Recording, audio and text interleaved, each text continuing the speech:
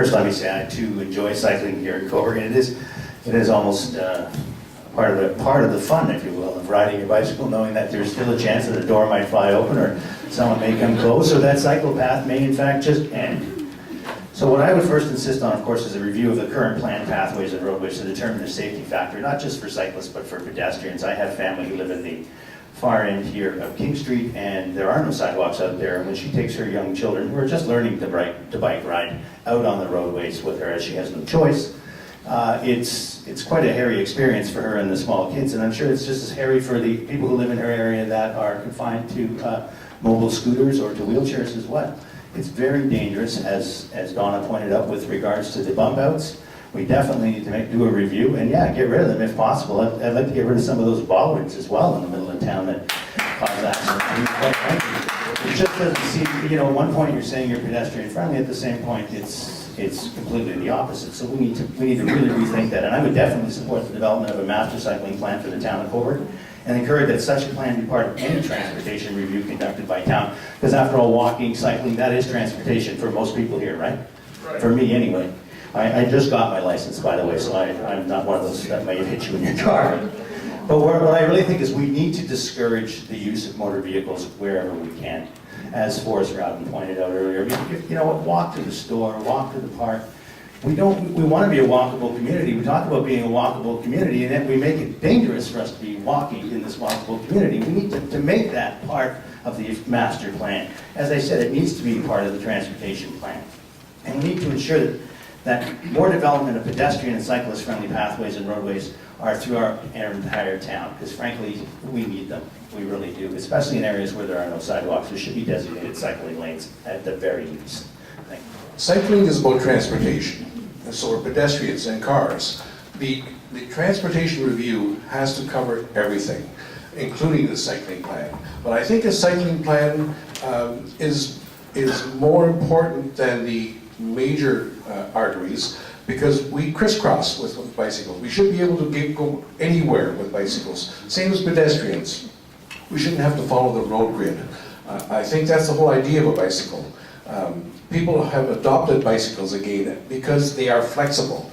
And that means that a transportation grid for bicycles and pedestrians has to be apart from the main transportation study. However, it also has to be a part of it. But it should be reviewed, the bicycle plan should be reviewed more often than the major transportation review.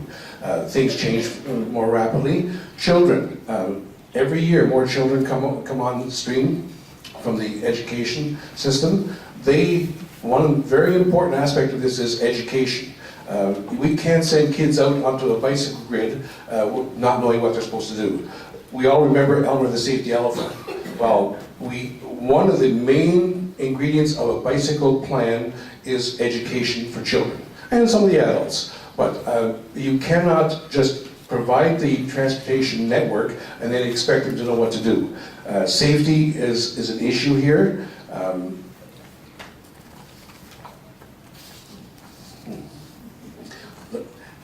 Basically, I feel that the bicycle aspect is something that's not going away. And we have to accommodate it, but we have to review it regularly. Not much more so than the traffic patterns, the vehicle route. I'm sorry. First of all, I would certainly support the development of a master plan for Coburg. I also think it's important and critical to be aligned with the Northumberland County master plan that's ongoing at this present time.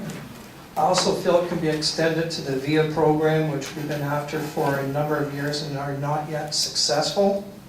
And on top of that, I think it's critical that we incorporate it into all neighborhoods, new neighborhoods to be updated. We have to get to the 21st century in terms of our planning.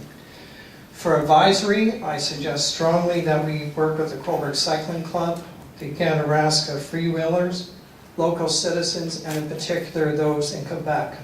If you have ever been on the Route Verte or the Green Route in Quebec, it's second to none. And I believe we can learn often, sometimes from best practice. What a thought to also create perhaps our own ad hoc committee or advisory committee of a bicycle action committee, so it is progressive and ongoing, so we can learn immediately starting in December of this year. Thank you. I'd like to see it mandated for any new reconstruction of any streets in this town as the tenure comes forward to be part of a bicycle path built into that contract. I have to disagree with Councillor McDonald. I ride up Darcy Street all the time to work. That street has been reconstructed, and unless things change over the next little while, a car and a bike just don't meet. They're not going to work. It's not wide enough. And the bicycle path that was there is now gone. It's been torn out. It's been removed. I do support the development of a master cycling plan. Like I said, I won't ride Elgin Street on my bike. I'll ride the sidewalk. It's just too dangerous. And then I'm in conflict with people walking, and they have given me dirty looks. I've had people hanging out their car windows telling me to get off the road. So where do we go? There's nowhere for us to go. And I've been on those trails that ended in nowhere, up by the hospital. There's just nothing there. And be part of the transportation review, yes, it should be. If it's not, it better be. Thank you. You know what I wish? I wish that every council meeting was just like this, with sparks of new ideas, the experience of existing sitting councillors mixed in open discussion with the public listening in. My main frustration with the way council has been operating is it seems that there's all this backroom stuff that goes on and we never get to hear the arguments. And this is a very, very healthy forum. Let's have more of this. Specifically on the bike paths, I bicycle regularly as well. And what I'm hearing is that we've got sort of the macro approach, which is integrated plans that extend to the county and maybe extend throughout the province. And then we've got the micro issues that some of the people who ride regularly are running into. But bump outs. We don't have to have the bikes go around the bump outs. We could actually have the bike path go across the bump out, just like I do at College and King. I don't go around the one by the church there, I go through it. Why not?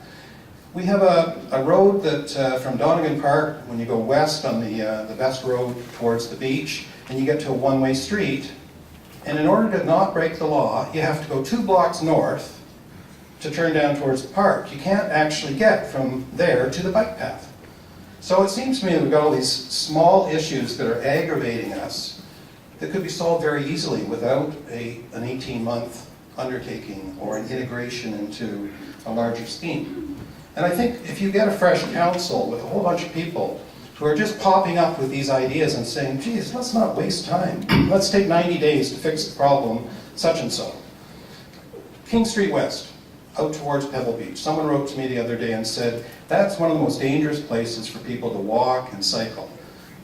Couldn't we just run a bike path along there? Is it all that complicated, really? I don't think it is. I think we could actually jump on and solve some of these problems very quickly if we put our minds to it.